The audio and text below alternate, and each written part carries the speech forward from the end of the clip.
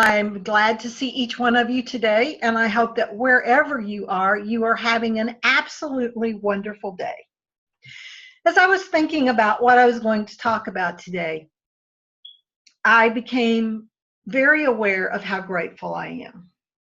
I am very grateful that last Sunday when I drove to Cincinnati to speak, which is an hour and a 10-minute drive from my home, that we did not have the fog we had had for the last 2 days with a quarter of a mile visibility. I had sunlight all the way I drove. I was extremely grateful. I'm extremely grateful also for the teachings of Centers for Spiritual Living and Dr. Ernest Holmes. And to me, the greatest element of our teaching is the power of forgiveness. Forgiveness to me is the greatest gift that we can give ourselves. And forgiveness is not about the other person. Forgiveness is always about ourselves. Dr. Holmes says,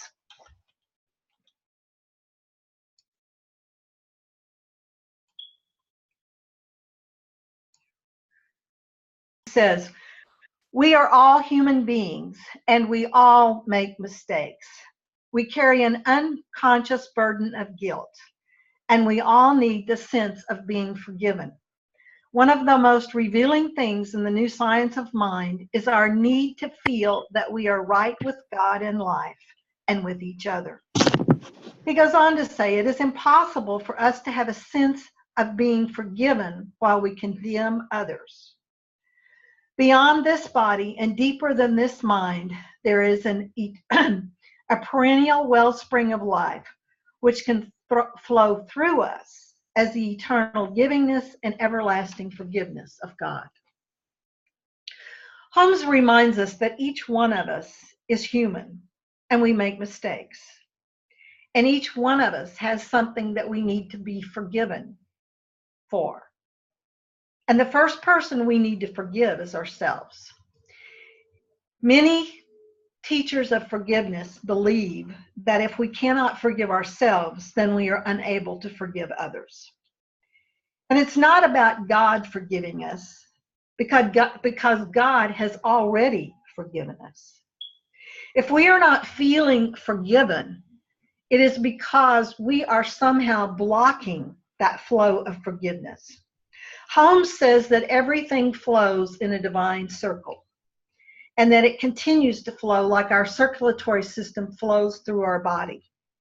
And each one of us knows someone, or hopefully hasn't had the experience of having to have a blockage removed or a stent put in place to allow that flow to continue to flow within our bodies. And forgiveness of ourselves and others is one way that we remove that blockage of the divine flow. It is said that it is the Father's great pleasure to give us the kingdom, and that we can accept as much of that kingdom as we are capable of. And when we block that divine flow, we block what we can receive. So how do we move beyond that blockage? And how do we remind ourselves that forgiveness is not about the other person? Forgiveness is allowing ourselves to live in peace and to be in that divine flow. One of the ways that we can forgive, especially the events of our childhood, is by reframing the experience. And I've always had a hard time trying to figure out what that really meant. And I read a story this week that really explained it to me quite well. And it's from a book called Joy by Reverend Archbishop Desmond Tutu and the Dalai Lama. And Desmond Tutu, Bishop Tutu, tells the story of growing up. And as a small boy, when his father was drunk, he would be extremely cruel and physically abusive to his mother, and to the bishop's mother. And Desmond Tutu was too small to beat his dad up, and he couldn't do anything to protect his mother. And he had extreme guilt around this. And he also said that when his dad was not drinking, he was a great person. And he absolutely loved his mother because she was a very sweet and kind person. And after his father's death, the archbishop had a lot of guilt because he was never able to come to closure with his dad. And he shared this story in the presence of the Dalai Lama. And after he shared the story, the Dalai Lama looked at him and he said, "You know, you're telling me that your dad was a great person when he was not drinking. And it was only when he was drinking that he became this abusive person that hurt your mother so much. So it sounds to me like it wasn't your dad, it was the alcohol. And can you let go of your feelings about your dad and allow them to be around the alcohol?" And Desmond Tutu said a moment, and he said, "Thank you." And he was able to make the shift from his dad being the problem and the abuser to the alcohol being the abuser. And this is a way we shift the story. Some people think that forgiveness is about trying to have a better childhood. Well, or a better past.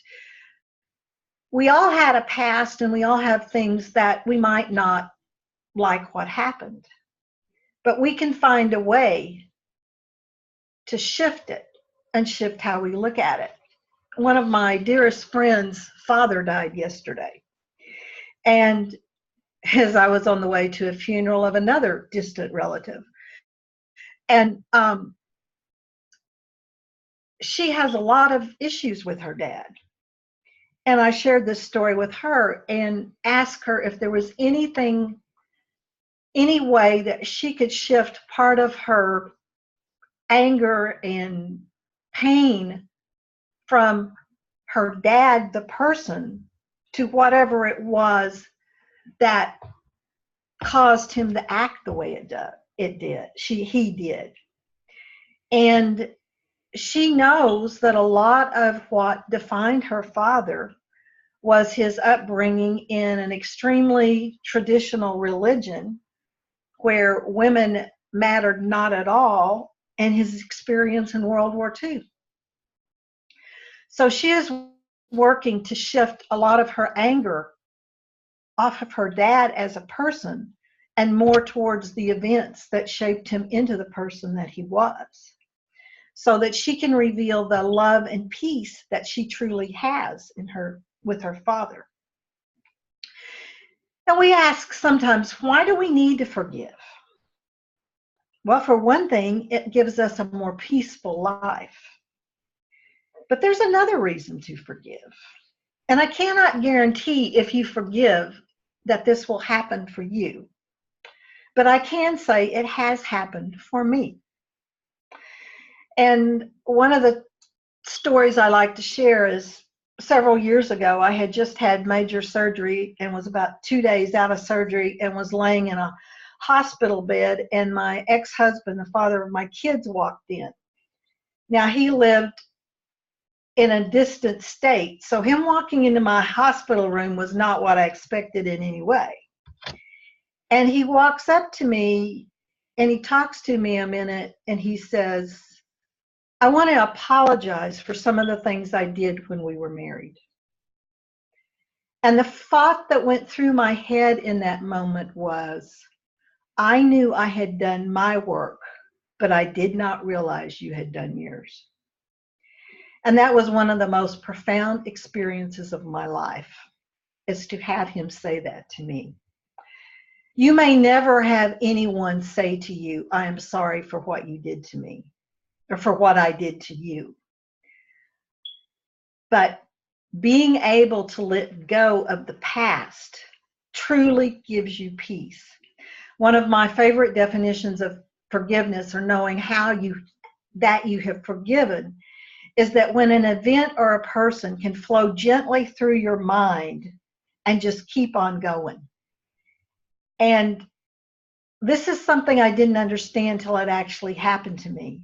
And I was thinking about something that had always, before I had done my forgiveness work, took me down a path towards anger, guilt, negativity, however you wanted to look at it. And that person in our event showed up and it just went right on floating by. And I knew for that moment I had done my forgiveness work. As some of you may know, Edwin Gaines is one of my absolute favorite prosperity teachers. And she truly believes forgiveness is a major part of our prosperity path. And every day she looks back in her life and sees who she needs to forgive, or who she needs to forgive herself for how she reacted.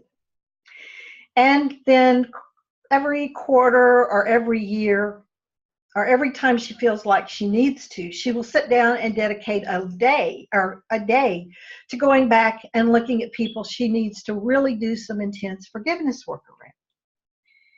And she sat down one day to do this work, and one of her ex-husbands popped up. And I'm sure the first thought she had was, I have forgiven this man so many times. Why do I need to forgive him again? But being a very good student of her own teachings, she forgave him again. It's like this peeling the skin off of an onion, or 70 times 7. 70 times 7 actually means as long as it takes. And that's how long we forgive. Just because we did our forgiveness work on a person or a situation 6 months ago doesn't mean we need to do it again. So she did the work again. And a couple of weeks later, she gets a letter from this ex-husband telling her how proud he is of her, of what she's done with her life, and that he knew that some things had gone on in their marriage, but he had been blessed to know her as he knew her. And he also included in the letter a check for $3,000 that he had owed her for many, many years. And I'm not saying that if you forgive someone, that money will show up, but I can absolutely guarantee to you that it does happen. It happened to Edwin Gaines. There's another minister who had been very, very upset because he felt like somebody had stolen money from him. And he finally decided, I've just got to let this go. And he decided to tithe the experience to the universe and to let it go. Very soon after that, the money that he felt that he had lost showed up again. I don't know whether it was from the actual source that he thought that he had taken it, but that amount of money showed up in his life. I did some major forgiveness work one night, opened the mail the next day, and had $20,000 worth of stock I didn't know I had, along with some other things that happened that same week. And it was part of it was an Edwin Gaines workshop that I was doing that did it. But I can't guarantee that money will show up. I can't guarantee that somebody you feel has done you wrong will apologize to you, but I can guarantee that you will have peace. I can also say to you that as a business owner and as a person who works with the public, if I do my forgiveness work, I am much more likely to attract the clients that I want into my life.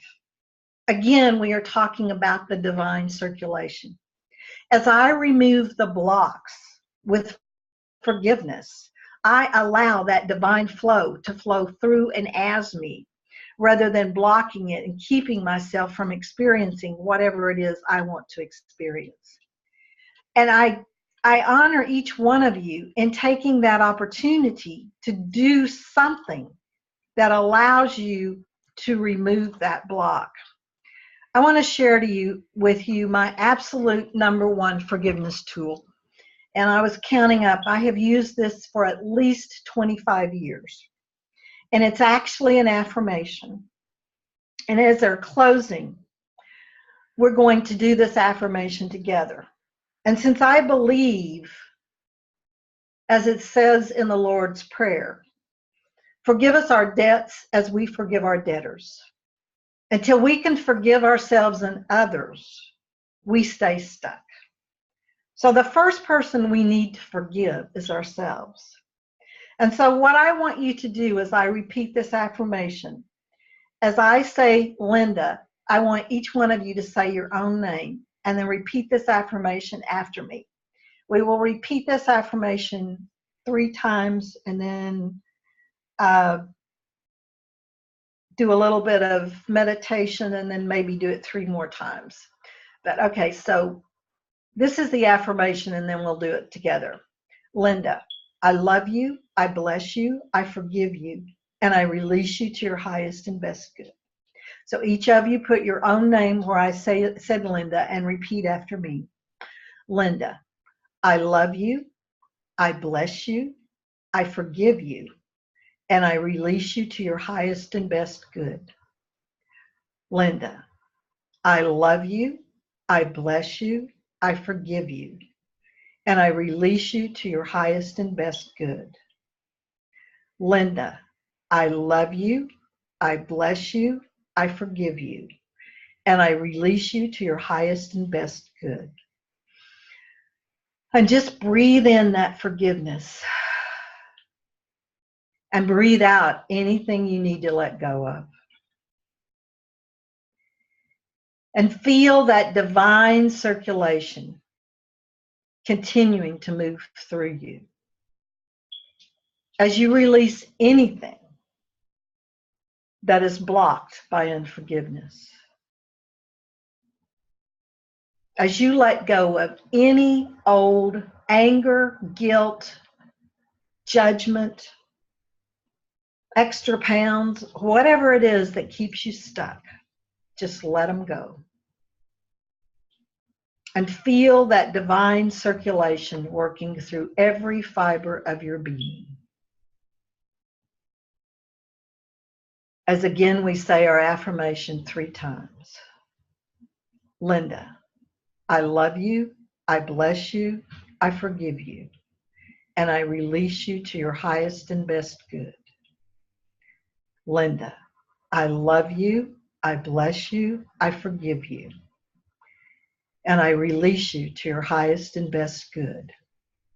Linda, I love you, I bless you, I forgive you, and I release you to your highest and best good.